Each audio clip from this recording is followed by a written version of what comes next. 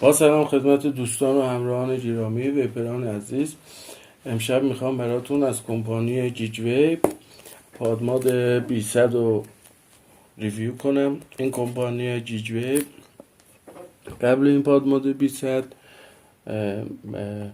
پادماد بوست لاج سری، بوست پرو، بوست مکس، بوست پلاس، بوست پرو مکس اینا رو زده بود. 40 وات، 100 وات و همشون چیپستشون همشون ضد آب، ضد ضربه، ضد غبار بودن بلا استثنا. اونایی که اول اومده بودن شارژرشون تایپ یو اس بی بود، بعد کرد تایپ سیش کرد، بعد ولی همشون چیپستشون آیس بود و کویلاشون هم سری بی.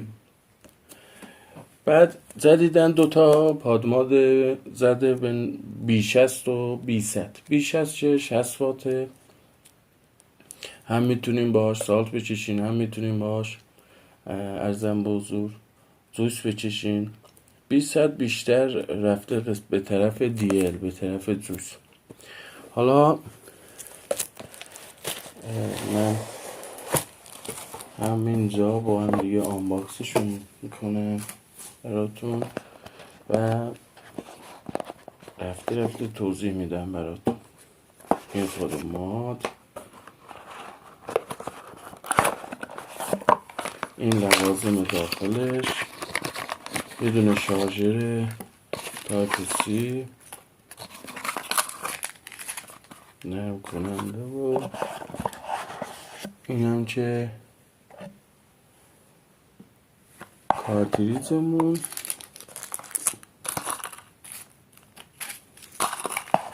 و اما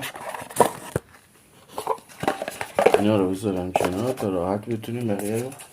خب این برجه وارانتیشه که احیانا خدایی نکرده اتفاق برای دستگاهتون افتاد، قشنگ ساپورت میکنه ایران. میتونین این قشنگ برجه وارانتی رو ببرین نمایندگی گیج ویپ بدین، یه دونه نوش رو بخرین. و اما دفترچه که یه دفتر 100 برج زده براتون. صفحه اولش مثل همیشه میدونین دیگه فارسی نوشته، قشنگ میتونین بشینین مطالعه بکنین. و یه خوبی هم که داره اینجوری قشنگ به شکل کشیده، مثلا بی کلام هم توضیح داده، میتونین اونم ببینین. و اما اصل کاریا یه دونه آچار گذاشته برای اینکه با ناخونتون با دستتون نچشین، احیانا حالا عزیزان نرم با انبور دست فرشتون بچشن. و شارژرش هم واقعا با کیفیته. ببینین از این تایپ سی های داخلشون که رنگیه از اوناست و کیفیتش واقعا اصلا مشخصه، خدایش کیفیتش خیلی خوبه. و اما خود پادماد که اصلا به نظر شخص خودم هم که حالا این همه لوازم از دستم رد شدن رفتن، یه کار خوبی که کردن. ببینین این بدنش رو پلاستیکی کردن، دیگه فلزی نیست که مخصوصا رنجای مشی که خیلی راحت رنجشون میرفت و زیر کار مشخص میشد. آلومینیوم خوشی میزد بیرون، رنج مسی میمد بیرون. ولی این دیگه حالا نمیدونم پلاستیکش شخصا جنسیش چیه، ولی مشخصه هم خوشگل زیباست. و اینجا رو حالا با اونی که خودش نوشته روی استفاده کردن. اینم چرمش هم که کاملا مشخصه، کیفیت خیلی خوبی داره.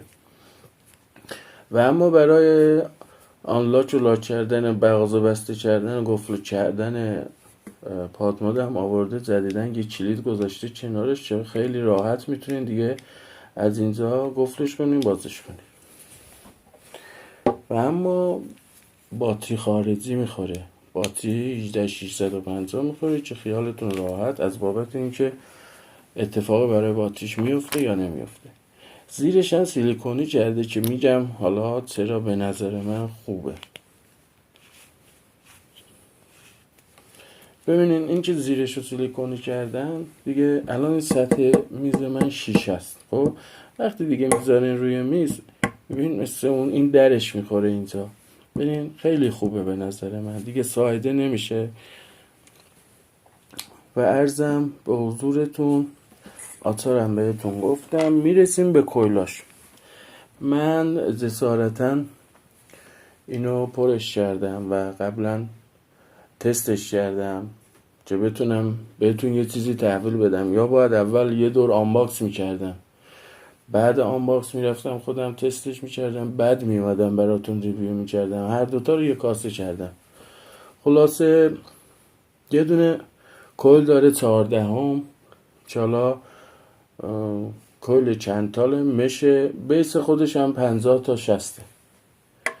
یه دونه کویل هم که داره 15 صدم چند تال، بیسش 70 تا 85. این هم میشه که متاسفانه اینو سوزوندم، حواسم نبود، انداخته بودم خوش رو دستگاه انداخته بودم، متاسفانه دکمه فایر رو 85 وات زدم و سوخت. به همین خاطر من خیلی دوست داشتم، چون این پادمادو 100 وات زده، به خاطر اینکه بتونم حداقل تو 80 وات اینو تستش کنم، خیلی دوست داشتم اون کلو بندازم روش، ولی متاسفانه حالا قسمت اینطوری شد. و جوش اومبای منگو رو ریختم داخل کارتریزش و برای دوستانی که دنبال جویس میوه‌ای میگردن این جویس رو به شدت براتون توصیه میکنم. این دومین باطله که من میکشم ازش و اونایی که مخصوصا انبر رو خیلی دوست دارن حتما اینو تستش کنن. خب و اما یه چیزی هم که وقتی اینو با این کلید گفلش دیگه میکنین، یه خیلی چیز خوبی که تو زدیدن اینو دیگه خیلی اوچه شده. ببین قبلا وقتی گفت میکردیم دستگاهو دیگه منفی مثبت بالا پایین کار نمیکرد، دکمه فایرمون همچنان کار میکرد. این سری که الان دیگه دارین گفلش میکنین دیگه دکمه فایر هم گفت میشه. من خودم به شخصه دیگه اینجوری دستگاه تچ باتری رو میذارم تو جیبم، مثلا این تلماسول خودم همیشه با خودم، همیشه تو جیبمه. به همین خاطر این بحث گفت کردنش خیلی خوبه، خیلی عالیه که دکمه فایرم گفت میشه. و اما بریم قسمت باید بیارم یه جمع پایین. وقتی 3 بار دکمه فایر رو میزنین میاد رو حالت ها که بخواین حالت ها رو تغییرش بدین. حالت پاور و بوستینگ و تی سی اینا که همون نیکلمون، تی آی همون تیتانیوم، اس اس استیل، تی سی آر داره، وی پی سی داره که گفتیم همون پلکانیه، و حالت اسمارت. تو حالت اسمارت یه خوبی که داره دیگه، الان این رو 50 واته. خب من هر چقدر میزنم بیاد پایین، ببینین الان میزنم بیاد پایین میره رو 60، میزنم بره بالا میره رو 50. یعنی بیس کلتون که 50 تا 60، از 50 به پایین نمیاد، از 60 به بالا نمیاد تو حالت اسمارت.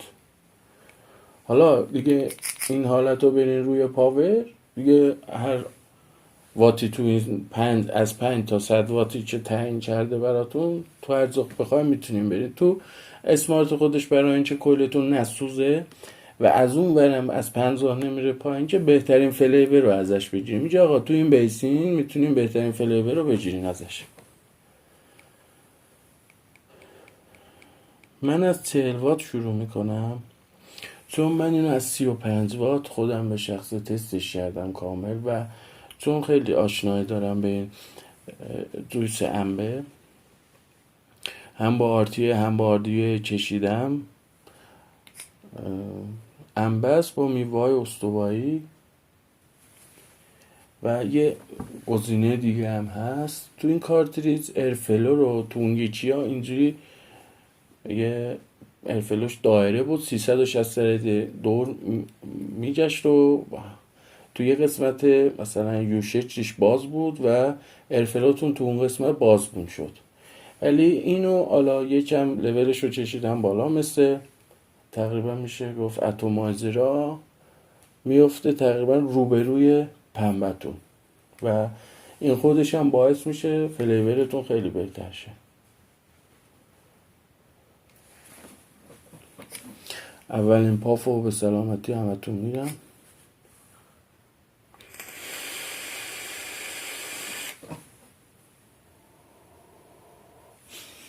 وات شیرینی کامل تقریبا میشه گفت بالای 50% میگیرم. میرم رو 45. گفتم بیسش 50 تا 60 او میشم 14. 45.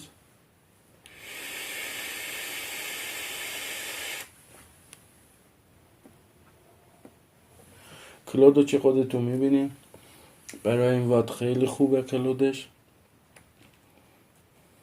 50 یعنی حداقل بیسش.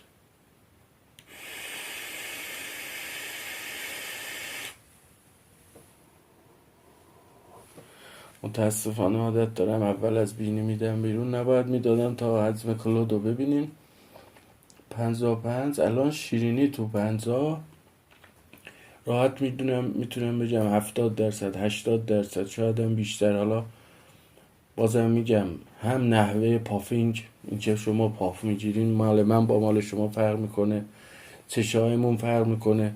عزیزانی هستن که خیلی راحت و خوب میتونن تفکیک و خیلی بهتر از من و شما. حالا یه تعداد قدرت چشایشون خیلی بالاست، تفکیک راحت میتونن بگیرن. کجا بودیم؟ 55 وات.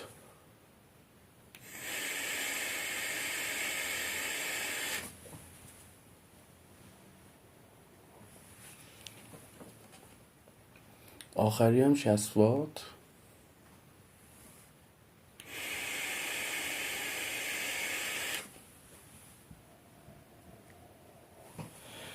خدایش به کلم اصلا استراحت ندادیم ما بهش، پشت سر هم رفتیم دیگه. این کویل حساب اون مثل من اولین پادمادمه. کویل حساب اون مثل دیگه اتمایزرهای آرتی و آردی آردی نیستن. باید یه پاف گرفتین حداقل 5 ثانیه، حد اکثر 10-15 ثانیه بهش استراحت بدین، چون پنبه فشرده رفته داخلش. پنبه بتونه جوش رو مجددا به خودش جذبش کنه. ولی با این همه الان تو آخر صحبتمون بذارم رو 60 بمونه، پنبه یه 2-3 دقیقه مجددا جوش رو جذب کنه. آخرین پافم یه دونه 60 وات براتون میگیرم. و یه چیزی هم که من خیلی برام جالب بود و خوب بود، براتون آمپر و ولتاژ هم تو مانیتور بهتون نشون میده. یعنی در حالتی که داریم دکمه فایر رو میزنین، آمپر باتریتون با ولتاژش رو بهتون نشون میده. این هم خیلی نکته خوبی بود. و اما بخوایم کلا دیگه همه رو جمع‌بندی کنیم، من خودم به شخصه از فلیورش راضی بودم. حالا یا باید یه سری هم براتون رو تنباکویی تستش کنم.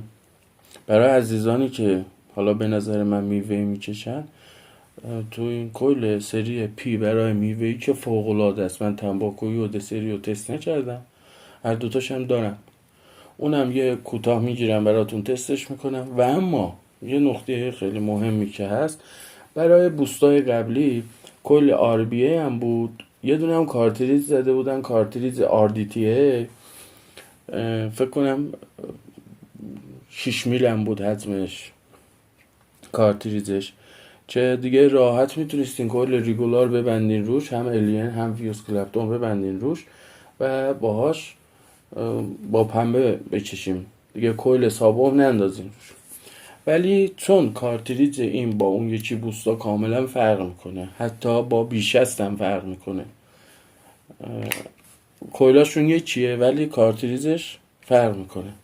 امیدوارم که برای این بی 100 یا حالا کویل RBA بیاد، اگه براش کارتریج RDTA مثل بوست پرو مکس بیاد، که به نظر من خیلی فوق العاده میشه، چون اصلا هم ارتفاعش من خودم به شخصه خیلی خوشم اومد ازش.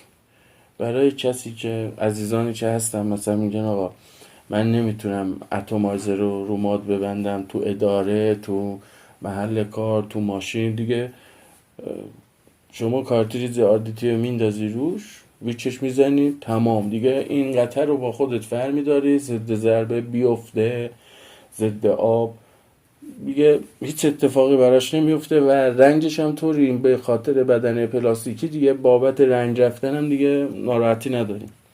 از بابت حالتهای ویپینگ هم که کامله دیگه، هیچ شم و کسری نداره، تاتیسیا رو داره، تمپرچر کنترل رو داره، تمام، یعنی همه گزینه ها رو داره. میمونه کل RBA و کارتریج RDT.